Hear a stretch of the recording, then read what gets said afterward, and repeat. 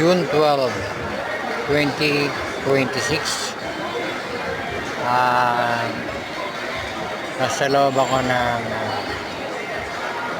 SM Sukat sa extension going to LRT Sukat Station or A. Santos Station.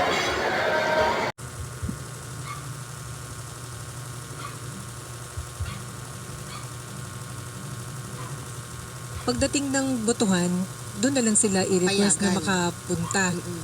Paggagawa din ng hatol. Well, bahala pa rin po yung Senate impeachment court dyan po sa bagay yan. Kasi, halimbawa po, sinabi ko ng isa sa mga kasama ko natin sa prosecution panel, paano naman pong makakapagbigay ng pagpapasya ang isa pong nakakulong na senator judge, no? Kung hindi po siya nakapag-participate doon sa kabuuan po ng proceedings. But then again, ang pinag-usapan pa rin naman po nating threshold vote ay 16 pa rin eh. Hindi ho ba? So, ibig ko sabihin, the actual great burden remains to be on the prosecution to be able to muster 16 votes, no, from senator judges, irrespective of the individual circumstances of each and every senator judge. No? So, kung ano man ho yung gusto nilang gawin doon sa circumstances po ng mga senator judges po na ito, sila po yung bahala. No? Will they allow it? Will they allow them to participate? Will they allow them to be able to vote during the voting process itself? Bahala po yung Senate Impeachment Court sa bagay ito. Opo, kasi meron din sinabi si Senator Jingo Estrada na senator judge pa rin siya at premature na sabihin na disqualified na siya na makasama sa paglilitis. Pero yun nga po, may sitwasyon siya po'y nakakulong at meron pong kinakaharap na mga kaso at meron din pong pronouncement before ang Office of the Ombudsman na may posibilidad na madagdagan pa rin yung mga senador na makukulong. Kailangan ng Wi-Fi pero walang mahanap na koneksyon? Kilalanin ng InstaBridge, ang app na nagpapadali ng paghahanap.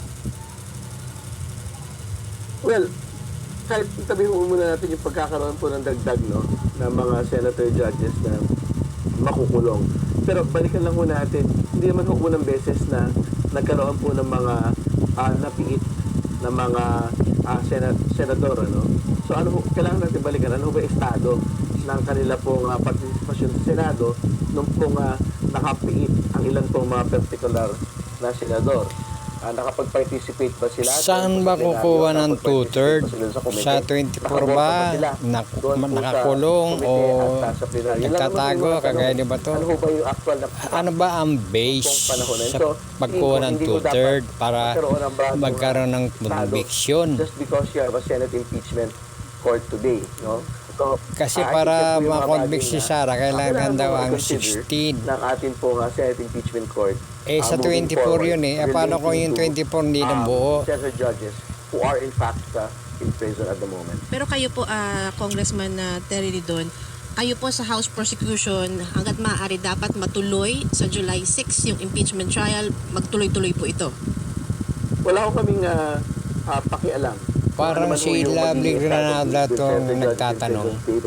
Dating vlogger ang mahalaga po sa amin, kinuha na ba siya ng DCWB pre-trial proceedings na this doon week. magtrabaho? June 15, June 18 na mga naitakda na po mga petsa.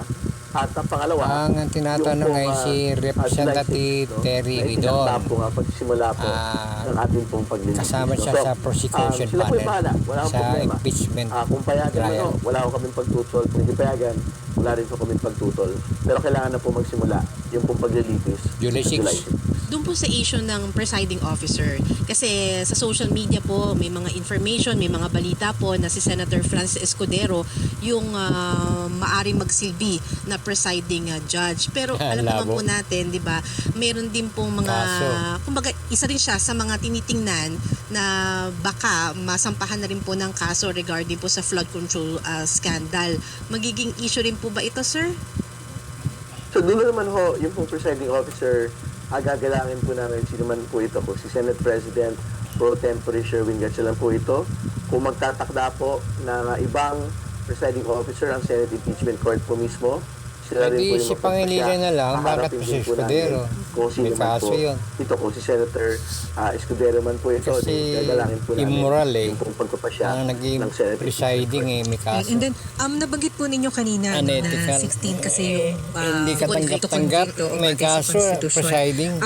Meron ho bang Ang, balak siya o may wala kaso, kayo yung po sa House Prosecution ini-impeach may Panel kaso. na hilingin na ibaba yung threshold ng boto kasi ito po merong pinalulutang na apprehension yung kay Tano Black na baka kasi binago daw binago yung quorum ng Senate, salip daw na 13, 12. Of course, may debate yan. Baka daw dalhin yun hanggang impeachment court at ibaba yung threshold ng pagbilang ng boto Oo nga. to convict the Vice President.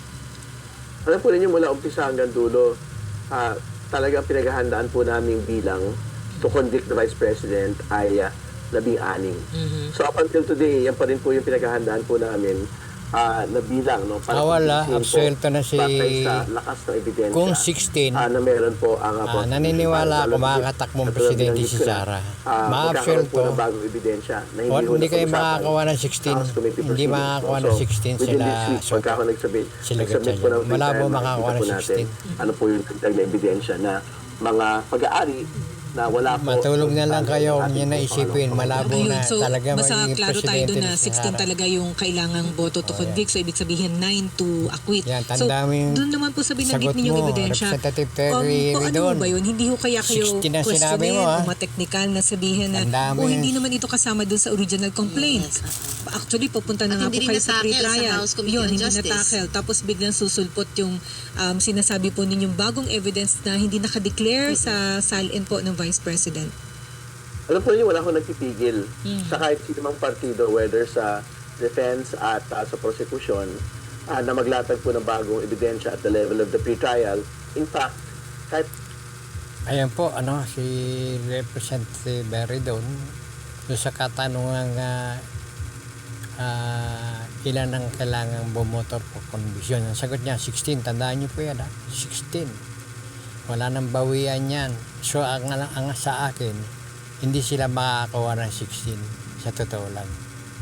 Kasi maraming kakampi si Sara dyan. Hindi yan buboto hindi yan sasama sa 16. Kaya malabo. Kaya ako naniniwala ako si Sara maabsuelto at tatakbo siyang presidente sa 2028. Kayo po ay nakikinig sa Danilo Bison 2.0 sa aking YouTube channel. Pakipindot lang po yung kamay sa baba ng video at saka yung aking larawan. Pakipindot po yung share. Maraming salamat po. Good day and God bless. List of companies and job vacancies. Ayan list of companies and job vacancies. Local and direct companies. Dito pala yun,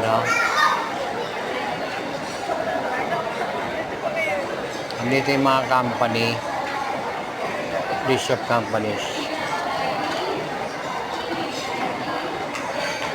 At saka ano yung mga kailangan, mga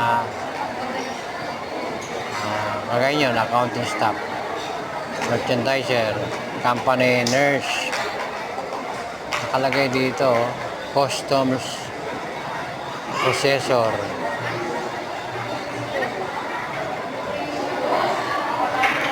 ano ang kailangan sa Asia Brewery Incorporated, nakalagay doon, delivery driver,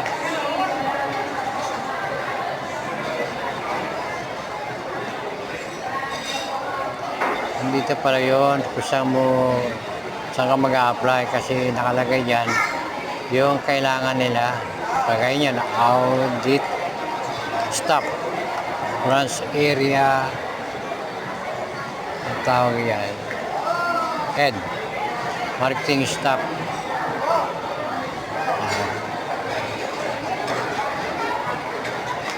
nangangailangan sa skills and talent employment pool incorporated, document controller.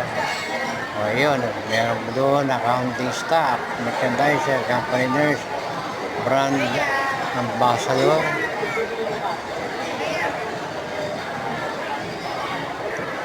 SR supervisor.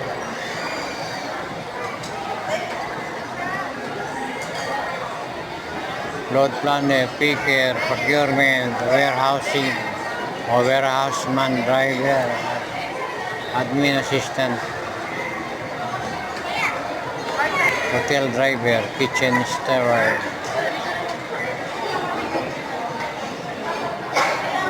Ayan. Depende sa pinalapan mong form. Saan ka nila ilalagay. Ipapasok.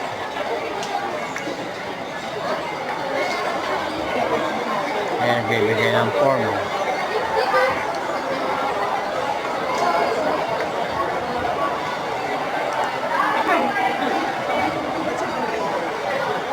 Tapos hindi kailangan dyan senior. Hindi dyan nangailangan senior. Gawin mo siguro bro, depende sa kampanya yan eh. No, pero sa Manila yata, sa McDo, hindi ba lang McDo, Jollibee. Yung sa meron yun sa office talaga namin yun. Sa office office na nyo? Yung mga senior, senior, inaano namin sa mga shaking. mga outlet din, mga Mga fast food. Jollibee, siguro, baka Chowking. naguhugas na siguro yun. Naguhugas na siguro. Nag-uhugas sa kusina. Hindi Helper. naman, parang nag-a-assist lang sa mga fast food. Shakings, ganyan. Senior rin yan doon? Opo, meron kami nun para sa mga senior. Saan nag-a-apply? Doon sa office mismo namin. Sa doon mismo? Sa Intramuros ba yun? Sa Paranaque City Hall po. Paranaque. Sa Peso. Sige, thank you Kasi nag-ano ako nag-observe ako. Nagbablog kasi ako.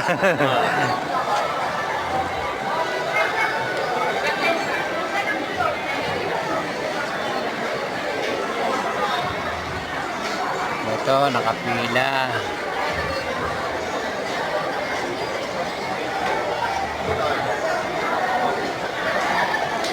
Yan, nag-apply ng trabaho. Ang dami, Nag-apply ng trabaho lahat. Dito sa SM Sukat.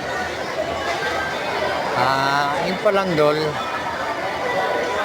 dito sa nakausap ko kanina, taga-Dol Paranaque yata yun.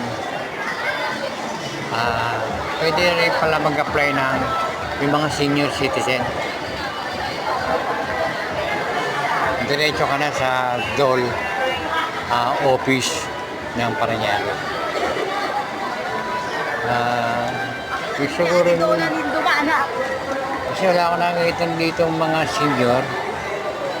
Tama yung sinabi yung kausap ko. Sa Dol, diretso ka na. Dol office. So ngayon, alam ko na. Tumatanggap pala na senior citizen.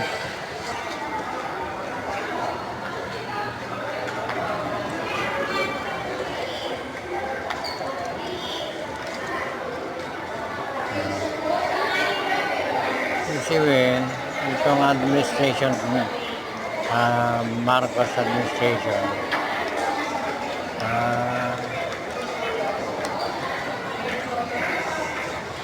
may project yung Angdol para siguro magkaroon ng trabaho yung mga naghahanap, maghanap ng trabaho. Ang hirap pa siya maghanap ng trabaho kung walang sistema. Hindi mo naman kung saan pupunta. Dahil aalis ng bahay, hindi wala mo saan sila patungo. Kung meron mga ganitong announcement, June 12, punta kayo sa SM, ganyan. Meron doon mga job vacancies, job fair.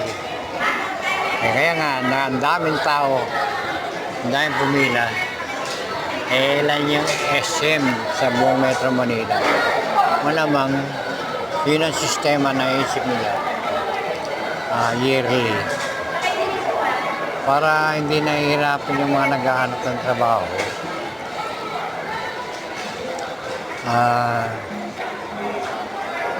Kasi, minsan, doon sa tawag dito, doon sa office ng DOL, maaaring masikip doon. At siguro may init pa. May init ang panahon. Baka sa labas-labas lang. Eh dito, aircon eh. So, maginhawa. Yung mga naghanap ng trabaho, may mga available form yan, pipilapan. Tapos pilapan yung form.